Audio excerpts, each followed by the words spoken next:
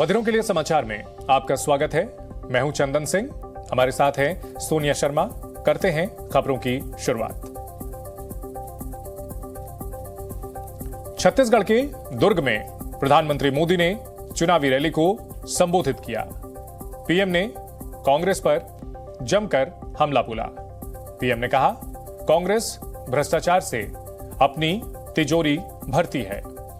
भ्रष्टाचार ही कांग्रेस की प्राथमिकता है।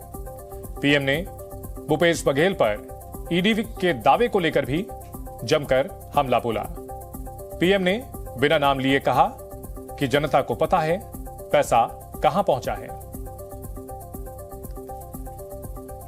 प्रधानमंत्री मोदी के आरोपों पर छत्तीसगढ़ के सीएम भूपेश बघेल ने पलटवार किया है। सीएम भूपेश ने पूछा, महादेव ऐप क्यों बंद नहीं हुआ? भूपेश ने बीजेपी सरकार पर निशाना साधते हुए कहा कि बीजेपी ईडी और आईटी की मदद से चुनाव लड़ रही है। भूपेश बघेल ने कहा कि बीजेपी उन्हें बदनाम करना चाहती है, इसलिए ऐसे आरोप लगा रही है। महादेव बेटिंग ऐप मामले में छत्तीसगढ़ के मुख्यमंत्री भूपेश बघेल पर ईडी का शिकंजा कसता जा रहा है। मामले की जांच कर रही ईडी ने आरोप लगाया कि महादेव बेटिंग ऐप से जुड़े लोगों ने 508 करोड़ रुपए छत्तीसगढ़ के मुख्यमंत्री भूपेश बघेल तक पहुंचाए। आरोपों के मुताबिक ये रकम छत्तीसगढ़ के अलग अलग नेताओं और अफसरों के जरिए पहुंचाई गई। सीएम भूपेश बघेल का नाम लिए बिना पीएम मोदी ने कहा कि इन्होंने महादेव को भी नहीं छोड़ा।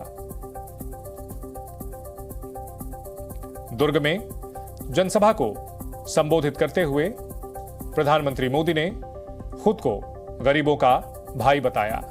पीएम ने कहा, देश में सबसे बड़ी जाति गरीब है। पीएम मोदी के इस बयान पर कांग्रेस नेता राहुल गांधी ने पलटवार किया है। राहुल ने कहा, देश में सिर्फ गरीब जाति है तो फिर पीएम खुद को ओबीसी क्यों कहते हैं? राहुल ने पीएम पर आदिवासियों का अपमान करने का आरोप लगाया। नेपाल में भूकंप ने भारी तबाही मचाई। 154 से ज्यादा लोगों की मौत हो चुकी है। 250 से ज्यादा लोग घायल हैं। मलबे में कई लोगों के दबे होने की आशंका है। उत्तर पश्चिमी नेपाल में कल रात 11:32 पर भूकंप आया। पहाड़ी इलाकों में कई घर ध्वस्त हो गए। पीड़ितों की मदद और बचाव के लिए सेना और पुलिस रेस्क्यू ऑपरेशन में जुटे हैं। नेपाल के प्रधानमंत्री पुष्प कमल दहल प्रचंड ने भी अस्पताल और प्रभावित इलाकों का जायजा लेकर हर संभव मदद करने का आदेश दिया है। नेपाल में भूकंप से भयंकर तबाही देखने को मिली है। पहाड़ी इलाकों में मकानों को सबसे ज्यादा नुकसान हुआ है। कई इमारतें जमींदोज हो गईं।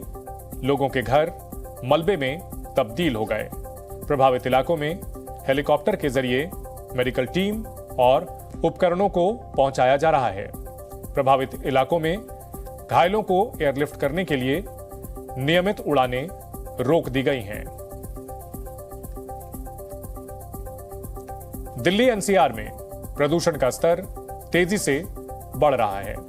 आसमान में धुंध की चादर छाई हुई है। दिल्ली एनसीआर में 15 दिन से वायु प्रदूषण की समस्या गंभीर है, जिससे कई इलाकों में AQI बहुत खराब स्तर तक पहुंच गया। जहरीली हवा से आंखों में जलन, सांस लेने में तकलीफ जैसी समस्याएं हो रही हैं। इजराइल ने गाजा के 3 अस्पतालों के बाहर एम्बुलेंस के काफिले पर हवाई हमले किए। दावा किया गया कि यह हमला घायलों को दक्षिण गाजा ले जाने के दौरान हुआ। वहीं इजराइल डिफेंस फोर्सेस के मुताबिक आतंकी संगठन हमास अपने आतंकियों को गाजा से बाहर निकालने के लिए एम्बुलेंस का इस्तेमाल कर रहा है। यही नहीं, एम्बुलेंस के जरिए हमास आतंकियों और हथियारों की सप्लाई भी कर रहा है। गाजा पट्टी में इजरायली सेना की जमीनी कार्रवाई जारी है। सेना ने गाजा को चारों तरफ से घेर लिया है। उत्तरी गाजा में गश्त बढ़ा दी गई है। इजरायली वायुसेना ने हमास आतंकियों की सुरंग का पता लगाकर ताबड़तोड़ हमले किए, जिसमें कई आतंकी मारे गए।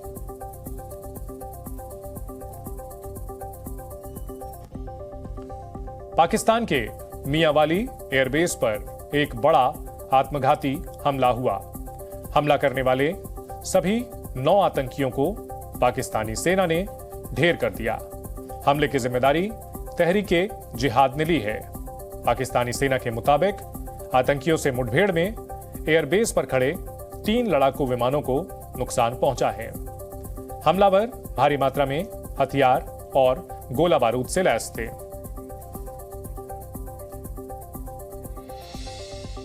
बधिरों के लिए समाचार में फिलहाल इतना ही।